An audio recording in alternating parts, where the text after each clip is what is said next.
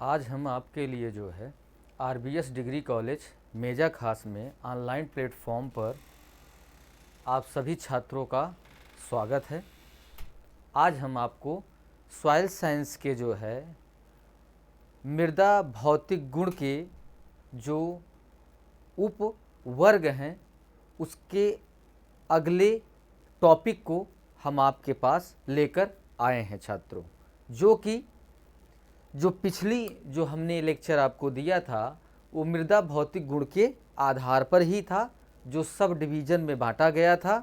उसका जो है तीसरा जो सब डिवीज़न है वो है सॉइल डेंसिटी, मृदा घनत्व, जो कि छात्रों ये जो है एक मृदा निर्माण में जो इसकी प्रोफाइलिंग होता है, जो संस्तर होता है, जो मृदा की उत्पत्ति होती है, वो इन सब जो है कंपोनेंट या अवयव में द्वारा किसी भी चीज़ का निर्माण होता है और उसका संरचना बनता है, जो कि हम इस टॉपिक में आपको सॉइल के जो पिछली जो है क्लासेज में हमने आपको बताया था, जो है कि मृदा के भौतिक गुण के विषय में मैंने आपको बताया, फिर मृदा कणाकार के विषय में मैंने आपको बताया, फिर उसके बाद मृदा संरचना के विषय में बताया। अब जो टॉपिक हम आपको बताने जा रहे हैं वो सॉइल डेंसिटी, मृदा घनत्व है। ठीक है छात्रों, अब चलते हैं हम स्क्रीन पे। जो टॉपिक हमारा है छात्रों जो है सॉइल ऑफ डेंसिटी, मृदा घनत्व, मतलब इसका अर्थ ये है छात्रों जो है किसी भी पदार्थ का जो घनापन होता है उसको मापे जाने की प्रक्रिया को घनत्व कहते हैं, जिसकी इकाइयों में अगर गणना की जाती है उसका इकाई है किलोग्राम प्रति घन मीटर। ठीक है छात्रों, किसी भी मृदा का अगर घनत्व अगर आप निकालते हैं तो उसमें जो है इसका विशेष महत्व होता है, क्योंकि इसके बिना आप किसी भी पदार्थ का क्या घनत्व है, क्या आयतन है, क्या आकार है, ये सारी चीज़ें जो है आप इसके द्वारा आप मृदा घनत्व को माप सकते हैं, जो हम आपको आगे बता रहे हैं। किसी पदार्थ के एक इकाई आयतन की संघित को उस पदार्थ का घनत्व कहते हैं। समझ रहे हैं छात्रों, किसी भी पदार्थ का जो आयतन होता है उसके जो संघनित, मतलब जो साधारण भाषा में अगर समझाया जाए छात्रों जो है तो जो घनापन होता है उसी को हम घनत्व कहते हैं। ठीक है छात्रों, किसी वस्तु के कुल आयतन की संघित तथा समान आयतन वाले जल की संघित के अनुपात को आपेक्षिक घनत्व कहते हैं। मतलब छात्रों, किसी भी वस्तु का अगर आयतन संघित है तथा समान आयतन जल की संघिता के अनुपात के अनुरूप है तो उसे हम आपेक्षिक घनत्व कहते हैं। ठीक है, आगे मृदा कणों तथा रंध्र अवकाशों से मिलकर बनी हुई है, इसीलिए मृदा कणों के तथा रंध्र अवकाशों के द्वारा बनी हुई मिट्टी को मृदा की दो आपेक्षिक घनत्व के आधार पर दर्शाया गया है।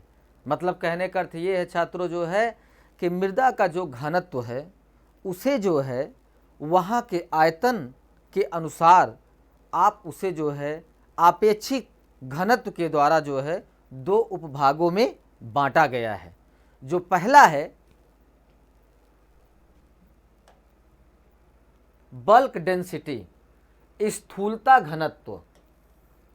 ठीक है छात्रों, इसे दो उपभागों में बांटा गया है। जो पहला है बल्क डेंसिटी, स्थूलता घनत्व। स्थूलता घनत्व जो है इसे आभासी आपेक्षिक घनत्व तथा आयतन भार भी कहते हैं। ठीक है छात्रों। तथा शुष्क मृदा एक इकाई आयतन के भार को मृदा का स्थूलता घनत्व कहते हैं। ठीक है, मतलब कहने का अर्थ ये है छात्रों कि किसी भी पदार्थ के आयतन का अगर आप घनत्व निकाल रहे हैं जो है, वहाँ पे जो है उसकी जो एक इकाई माप होती है उसे मृदा का स्थूलता घनत्व कहते हैं। तथा अधिकांश मृदा का स्थूलता घनत्व 1.0 से 1.8 ग्राम प्रति घन सेंटीमीटर होता है। ठीक है छात्रों, एक इकाई आयतन की जो माप होती है जो है उसे हम स्थूल घनत्व कहते हैं, जो कि उसकी औसतन जो माप होती है वो 1.02 से 1.8 ग्राम प्रति घन सेंटीमीटर होता है। जो आप जो है किसी फार्मूले के अनुसार जो है आप उसकी स्थूल घनत्व को निकाल सकते हैं, जो हम आपको ये दिखा रहे हैं। स्थूल घनत्व बराबर सूखी मृदा की ज्ञात आयतन की संहित अपान समान आयतन वाले पानी की संहित। मतलब कहने का अर्थ ये है छात्रों कि किसी एक आयतन वाले इकाई जहाँ पे वहाँ पे सूखा हो उसका आप जो है आयतन ले लीजिए, फिर उसके बाद जहाँ पे नमी या पानी हो फिर वहाँ का आयतन आप ले लीजिए, फिर उसके जो है आप गणना कीजिए। गणना करने के बाद जो उसमें आंसर आएगा वही आपकी स्थूल घनत्व है। ठीक है छात्रों, आगे चलते हैं। स्थूल घनत्व को प्रभावित करने वाले कारक, मतलब कहने का अर्थ ये है छात्रों जो है अगर किसी मृदा का अगर आप घनत्व की माप कर रहे हैं, अगर आप उसका जो है पूरी तरीके जो है जो आयतन है उसका सही तरीके से अगर आप माप कर रहे हो तो उसमें कई कारकों का भी प्रभाव पड़ता है। जो पहला कारक है मृदा संरचना, फाइन स्ट्रक्चर इसको बोलते हैं या सॉइल स्ट्रक्चर बोलते हैं जो है, जिसका सुंदर संरचना सूक्ष्म संरचना होने से समुच्चय की संख्या बढ़ती है। मतलब कहने का अर्थ ये है छात्रों जो है कि किसी भी मृदा का जो घनत्व होता है उसका जो एक संरचना होता है, बनावट होता है, वो एक सुंदर और अच्छे सूक्ष्म आकार के अगर होते हैं तो उसका जो प्रभाव पड़ता है वो स्थूल घनत्व पे सबसे ज़्यादा पड़ता है, जिसकी संख्या भी बढ़ जाती है। दूसरा छात्रों कार्बनिक पदार्थ। ठीक है, दूसरा जो है वो कार्बनिक पदार्थ है, जो कि जिन मृदाओं में कार्बनिक पदार्थ का मात्रा कम होती है उनका घनत्व अधिक होता है, क्योंकि कार्बनिक पदार्थ की कमी से सांद्रता भी कम हो जाती है। मतलब कहने का अर्थ ये है छात्रों जो है कि अगर मृदा घनत्व का जो हम आप माप कर रहे हैं उसमें जो है अगर कोई चीज़ अगर आपने मापा है तो उसमें जो कार्बनिक पदार्थ है उसकी क्या योगदान है, क्या उसमें इफेक्ट डाल रहा है, वो चीज़ जो है यहाँ पे दर्शाया गया है कि अगर वहाँ पे कार्बनिक पदार्थ की मात्रा कम होती है तो वहाँ पे घनत्व उसका सबसे अधिक हो जाता है। मतलब कहने का अर्थ ये है छात्रों जो है कि जो कार्बनिक पदार्थ हमारा है जो है वो उस आयतन में जो है अपना प्रभाव दिखाता है। ठीक, आगे मृदा सांद्रता। अधिक सांद्र मृदा का स्थूलता घनत्व कम तथा संघित मृदाओं की स्थूलता घनत्व अधिक होता है। मतलब कहने का अर्थ ये है छात्रों जो है कि किसी भी मृदा में अगर उसका मृदा घनत्व अगर उसके जो है आयतन से के द्वारा जो स्पेस या रिक्त जगह जो बसती है उसे रंध्राकाश कहते हैं। जो रिक्त जगह में जो अपना वो स्थूलता बनाता है वो जो है घनत्व कम होने पर और अधिक जो है अपनी सांद्रता को या स्थूलता घनत्व को बढ़ाता है। आगे, मृदा प्रोफाइल की गहराई, मतलब कहने का अर्थ ये है छात्रों जो है कि मृदा प्रोफाइल की गहराई जो ऊपरी संस्तर होता है छात्रों जो है, मृदा प्रोफाइल का मतलब यही हुआ जो आपका AB संस्तर जो ऊपरी संस्तर होता है, जो पहली प्रोफाइलिंग होती है मृदा का जो है, उसमें जो है जो आपके मृदा घनत्व की बात की जा रही है, उसमें जो प्रभाव जो कारक इफेक्ट करते हैं वो जो है ऊपरी संस्तर का घनत्व कम होता है तथा प्रोफाइल की गहराई बढ़ने के साथ साथ अधिक हो जाता है। मतलब कहने का अर्थ ये है छात्रों जो है कि अगर जो ऊपरी मृदा है, अगर उसकी मिट्टी निर्माण में अगर उसकी गहराई बढ़ती जाती है जो है, तो वहाँ का जो घनत्व होता है, वहाँ का जो मृदा घनत्व होता है, सॉइल डेंसिटी होती है, वो जो है धीरे धीरे बढ़ना स्टार्ट कर देती है। ठीक है छात्रों, आगे जो है मृदा संरचना के प्रकार, मतलब हमारा कहने का अर्थ ये है छात्रों जो है कि अगर किसी भी संरचना में या फिर घनत्व की अगर आप पैमाइश कर रहे हो तो उसमें जो है आपका महीन संरचना वाली मृदाओं में कणों का जो समुच्चयन होने से रंध्रों की संख्या बढ़ जाती है। मतलब कहने का अर्थ ये है छात्रों कि अगर किसी आयतन में अगर आप घनत्व की माप या पैमाइश कर रहे हैं जो है, तो उसमें जो है जो मृदा की संरचना होती हैं, अगर वो मृदाएं महीन हैं, मतलब उसके जो कण हैं वो बहुत ही बारीक हैं, तो वहाँ पे जो है आपकी समुच्चयन की संख्या, रंध्रों की संख्या बढ़ जाती है। जो समुच्चयन होने का मतलब ये है कि किसी चीज़ का संचयन होना, किसी चीज़ का इकट्ठा होना, वो जो है रंध्रों की संख्या को बढ़ा देता है। मतलब कहने का अर्थ ये है छात्रों, अगर जितने भी कण जो है वो अगर ज़्यादा संघनित होंगे जो है, तो वहाँ पे रंध्र की संख्या बढ़ती चली जाती है। आगे छात्रों, signification of bulk density and agriculture, मतलब स्थूलता घनत्व का कृषि में प्रभाव एवं महत्व। जो पहला है, मृदा के भौतिक गुणों के अध्ययन में कण घनत्व की अपेक्षा घनत्व की अधिक महत्व है।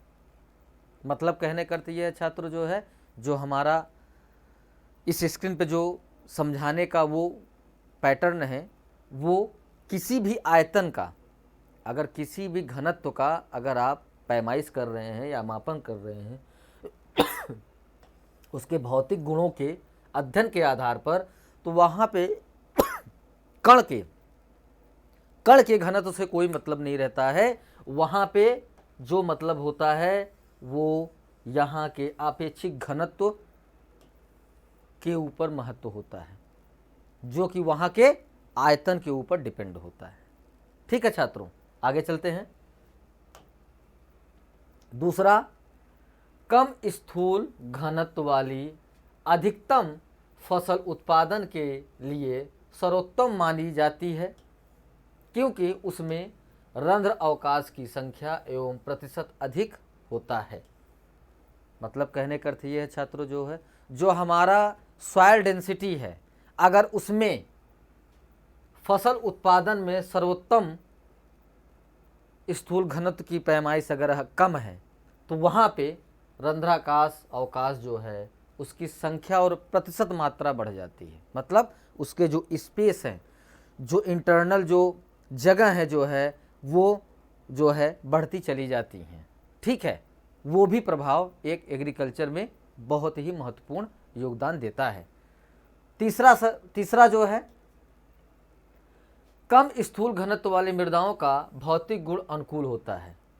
मतलब जहाँ पे आपकी सांद्रता की मात्रा ज़्यादा होती है और वहाँ पे घनत्व की, स्थूल घनत्व की जो है आयतन होता है वो कम होता है, वहाँ पे जो है भौतिक गुण जो है अनुकूल परिस्थितियों में पाए जाते हैं, जो एक मृदा के घनत्व के मापन में महत्वपूर्ण योगदान अदा करते हैं।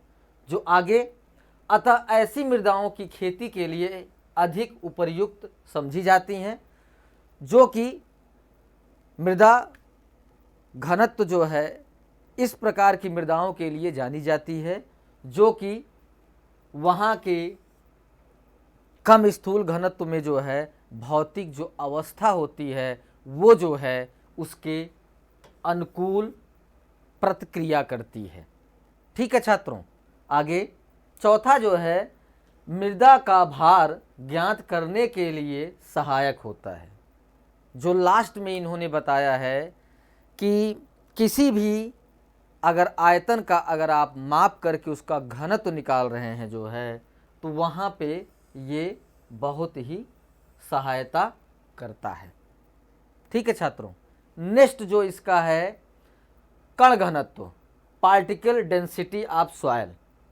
जो सेकंड इसका सब डिवीजन है मृदा घनत्व का, वो कण घनत्व है, पार्टिकल डेंसिटी ऑफ सॉइल। ठीक है छात्रों, मृदा के ठोस भाग के प्रति इकाई आयतन के भार को कण घनत्व कहते हैं। मतलब कहने का अर्थ ये है छात्रों जो है कि जो हमारी मृदा है उसका जो ठोस भाग का जो आयतन है उसे हम कण घनत्व कहते हैं।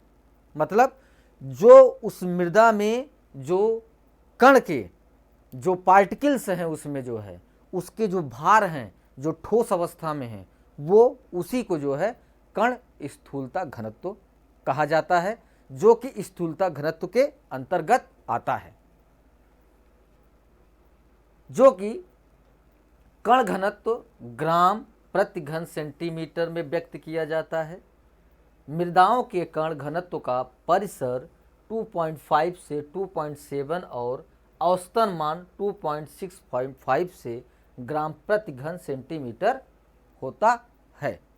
मतलब कहने का अर्थ ये है छात्रों कि अगर किसी भी कण घनत्व को अगर आप निकालते हैं, पार्टिकल डेंसिटी को अगर आप जो है मापते हैं जो है, तो वहाँ पे जो ठोस आयतन होता है उसके द्वारा जो है आप कण घनत्व निकाल सकते हैं।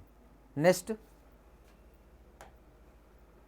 जो हमने आपको इस स्क्रीन पे हम आपको दिखा रहे हैं, जो जिसमें मृदा के वर्ग कणों का कण घनत्व ग्राम घन सेंटीमीटर में हमने व्यक्त किया है जो है, इसे जो स्क्रीन पे हम आपको दिखा रहे हैं। जो पहला हमारा है महीन कंकड़ मृदा कण, इसका जो कण घनत्व होता है वो 2.647 है।